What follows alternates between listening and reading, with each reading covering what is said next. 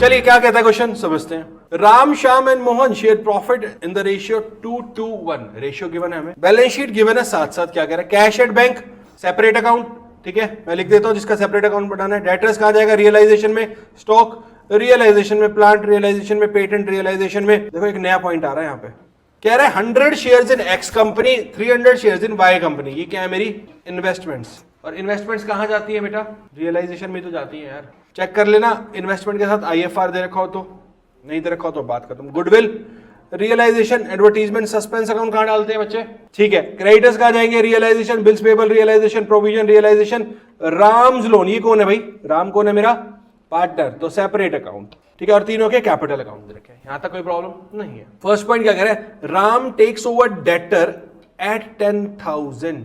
राम ने डेटर ले लिया 10,000 पे, इसका मतलब क्या था, asset taken over by partner, ठीक है जी। Stock at 20% less value, stock भी लिया 20% लेस वैल्यू पे, एंड प्लांट 30,000। तो ये सारा एक ही हो गया, asset taken over by Ram. One of the creditor took some of the patents whose book value was 8,000।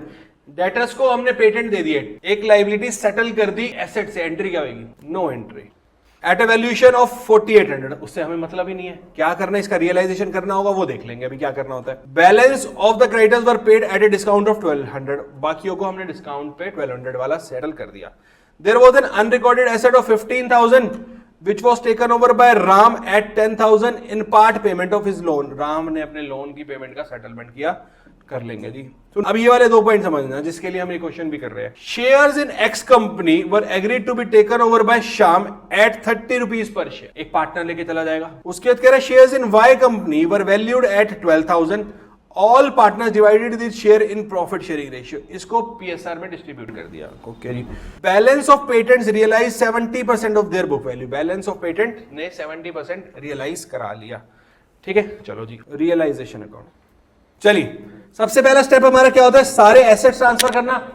तो 2 debtors, 2 stock, 2 plant, 2 patents, 200 shares in X company, 300 shares in Y company, 2 goodwill, ठीक है। फर्स्ट स्टेप, अमाउंट क्या क्या debtors का, 15,000, 50,000, 75,000, 20,000, 5,000 and 8,000।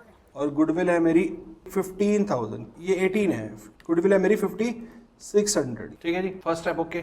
Second में सारी liabilities, by creditors, by bills payables, 2 ही थी मेरे पास, क्रेडिटर मेरे पास 40,000 के, ठीक है, और बिल्स पेबल है मेरे पास 2,600 के। थर्ड स्टेप में मैंने प्रोविजन डाल दी, by provision for depreciation, goodwill 15,600, हाँ ठीक है।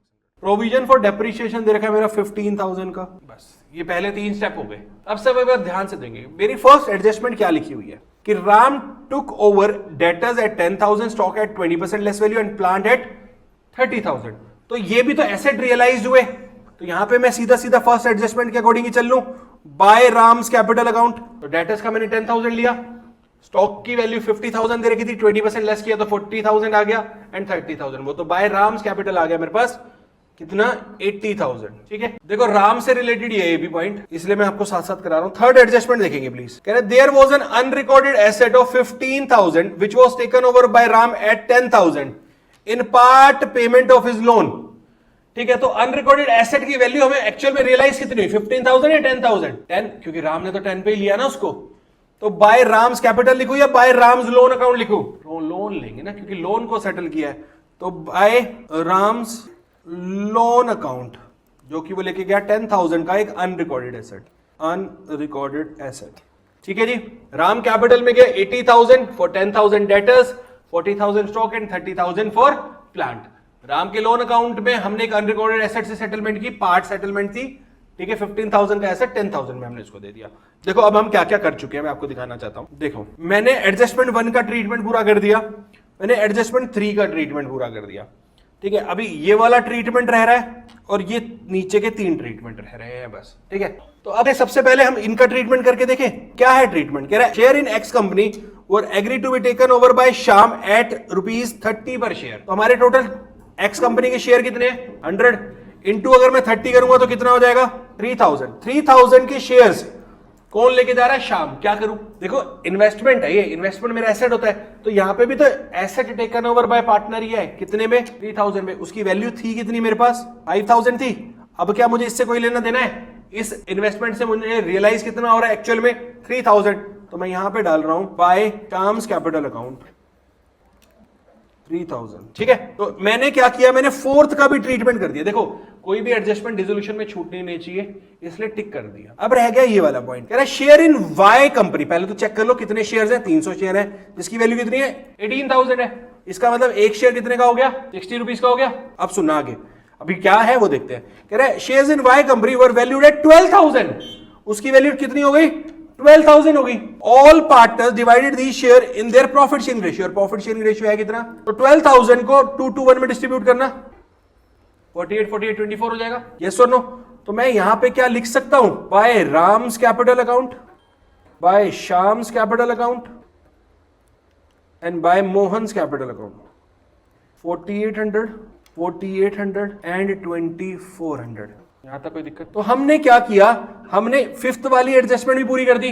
अब हमारी दो एडजस्टमेंट रह चुकी है, एक सिक्स्थ और एक सेकंड। अब इनको ट्रीट कर लें पहले। 1 on 1 चल रहे हैं, कुछ छोड़ नहीं रहे। तो अब कह रहे हैं balance of patents realised 70% of their book value. Balance कितना है पहले चेक कर लेते हैं। अब सुनना, मेरे पेटेंट की वैल्यू बताओ सबसे पहले कितनी है? कितनी है बेटा? 20000 है। यस और नो? पेटेंट 20000 के थे, लो मैंने आपके लिए यहां लिख दिया। ठीक है बच्चे, 20000 थी मेरी पेटेंट की वैल्यू। अब सुनना क्या कह रहा है, one of the creditor took some of the patent whose book value was 8000। इसमें से सबसे पहले मैंने क्या किया, 8000 का हटाया, जो कि क्रेडिटर ले गया 4800 का सेटलमेंट हो गया। तो साथ साथ क्रेडिटर का अमाउंट भी उठा लूं। यहां पे मेरे क्रेडिटर है 40000 के, तो यहां से 4800 का क्रेडिटर का सेटलमेंट और कि मेरे 20000 के पेटेंट में से 8000 की बुक वैल्यू वाले सेटल हो गए, तो मेरे पास 12000 के भी पेटेंट बाकी हैं और मेरे क्रेडिटर थे 40000 के, जिसमें मैंने पेटेंट को 4800 में सेटल किया। तो अभी भी यहां पे अगर मैं बात करूं तो 35200 के क्रेडिटर बाकी है। यस और नो? और पेटेंट कितने के बाकी है? 12000 के। अब सुनो आगे क्या कह रहा है, balance of the creditors were paid at a discount of 1200। तो मैंने 35200 में डिस्काउंट ले लिया 1200 का, तो मैंने कितने की पेमेंट सेटल करी होगी क्रेडिटर की? 34000 की कर दी होगी। तो बेटा यहां पे मैं लिख सकता हूं क्या, अगर आप इजाजत दो तो, टू बैंक 34000 कौन से वाले? क्रेडिटर्स की पेमेंट। क्या मैंने सही लिखा है? अगर आप ठीक कहो तो ठीक है जी। चलो अब अगला पॉइंट कह रहे balance of the patent realise 70% of their book value. तो 12000 का 70% कितना होता है बेटा? 8400 होगा। यस और नो? तो क्या मेरे पेटेंट से मुझे बैंक में बाय बैंक पेटेंट 8400 रियलाइज हो रहा है? क्या मैंने ठीक लिखा है? यस और नो? देखो बेटा यहां समझते हैं, ये है मेरे पेटेंट्स और ये है मेरे क्रेडिटर।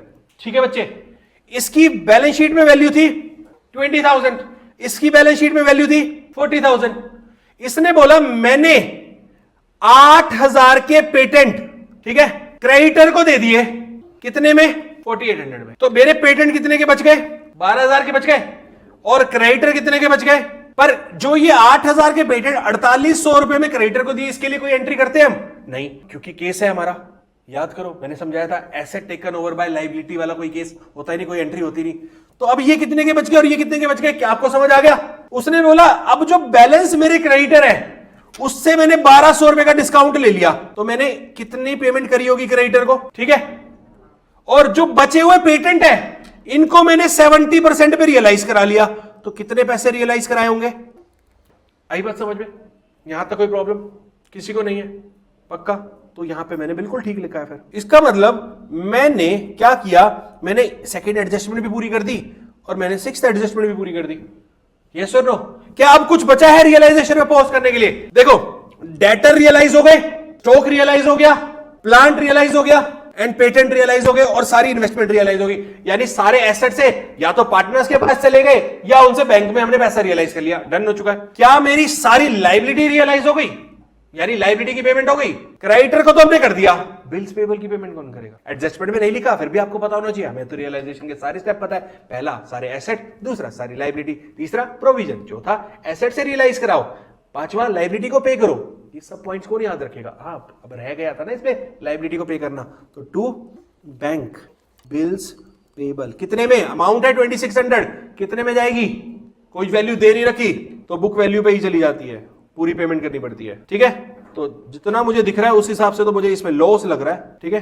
तो लॉस देख लेते हैं कितना आ रहा है। 15, 65, 65 और 75, एक 40, एक 60, एक 60 और 23, एक 83, एक 83 और 40, 50, एक 83, 2 33, 2 33 और 2 2 35, 2 35, 200, 2 35, 200 by loss on realisation, Ram's capital, Sham's capital and Mohan capital.